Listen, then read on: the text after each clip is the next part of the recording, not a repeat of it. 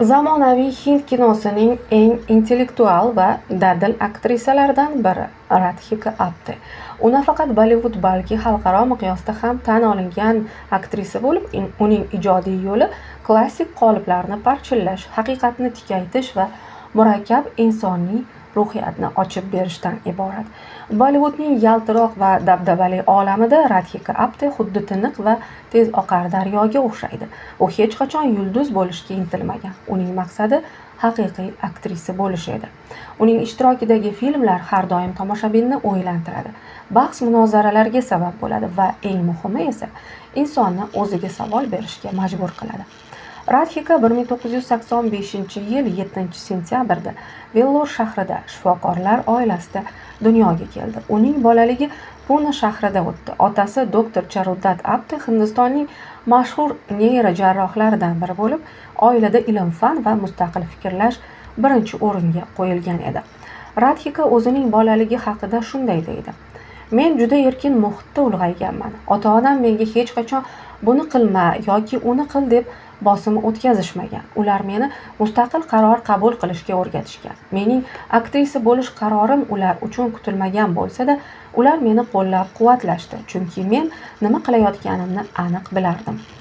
Radhika iqtisodiyot va matematika bo'yicha oliy ma'lumotga ega, biroq uning qalbi raqs va teatrga bog'langan edi. Radhika 8 yil davomida Kathak klassik raqsini o'rgandi va keyinchalik Londondagi zamonaviy raqs va musiqa akademiyasida ham tahsil oldi.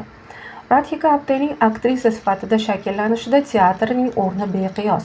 U professional faoliyatini Punedagi Asakta Kalamanch teatr truppasida boshladi.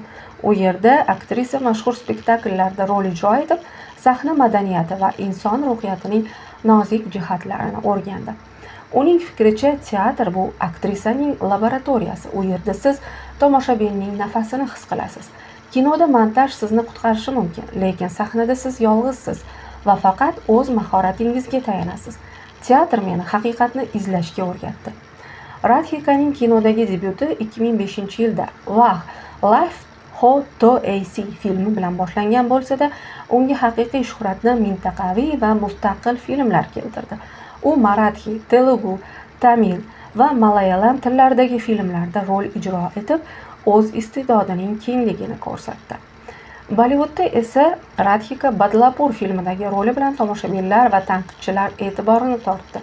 Undagi qisqa ammo kuchli ijro Radhikani xarakterli aktrisa sifatida mustahkamladi.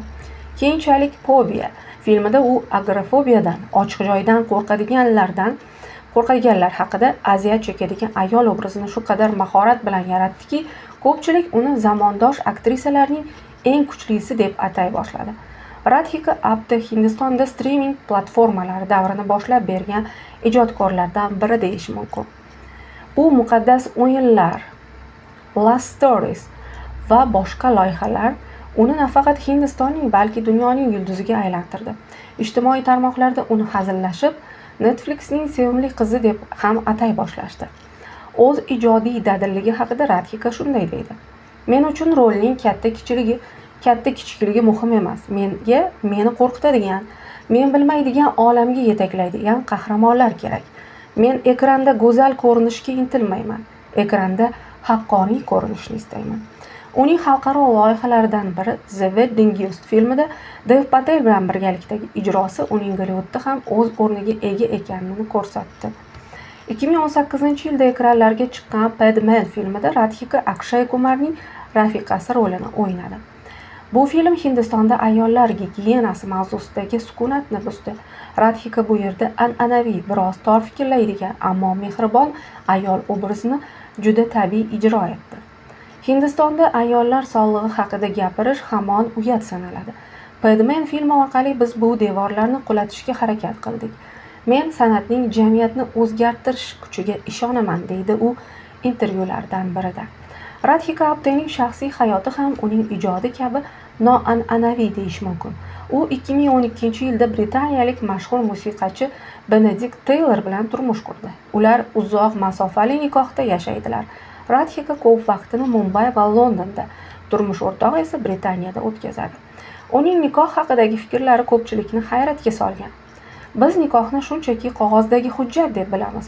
Bizni bir-birimizga bog'lab turadigan narsa bu ishonch va mustaqillik. Men hech qachon birovga qaram bo'lishni istamaganman va turmush o'rtog'im buni hurmat qiladi. Shuningdek, Radhika Bollivuddagi tanish-bilishchilik va ayollarni faqat jinsiy obyekt sifatida ko'rishga qarshi ochiq kurashadigan faollardan biridir. Radhika Bollivudning oq teri va benuqson yuz standartiga hech qachon amal qilmagan. U photoshopsiz suratlari va grimsiz rollari bilan mashhur.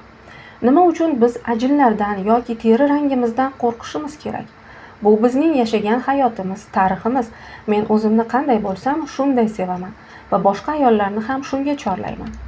Uning dadilligi nafaqat rollarida, balki hayotdagi pozitsiyasida ham ko'rinadi. Bir necha yil oldin internetda uning filmidan parchalar noqonuniy tarqalib ketganda u yashirinib o'tirmadi. Aksincha, jamiyatning ikkiyuzlamachiligini fosh qildi va o'z sha'nini himoya qilishga urindi. Bugungi kunda Radhika nafaqat aktrisa, balki prodyuserlik va ssenariynavislikka ham qiziqadi. Uning so'nggi ishlaridan biri Monica Oh My Darling filmida u yana bir bor o'zining komedik va dramatik qirralarini namoyish etdi. U ijodiy kelajagi haqida shunday deydi: "Men hali aytmoqchi bo'lgan gaplarim ko'p.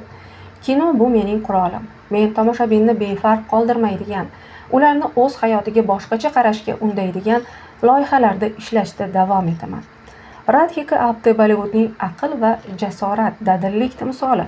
U ekrandagi go'zal qo'g'irchoq emas, balki hayotning achchiq chuchugini o'z tanasida his qilgan va uni san'atga ko'chirgan ijodkor. Uning hayoti bizga haqiqiy bo'lish kerakligini va haqiqiylik eng katta muvaffaqiyat ekanligini o'rgatadi. Aziz kuzatuvchi, siz Radhika ishtirokidagi qaysi filmni tomosha qilgansiz? Bu haqda albatta izohlarda yozib qoldiring.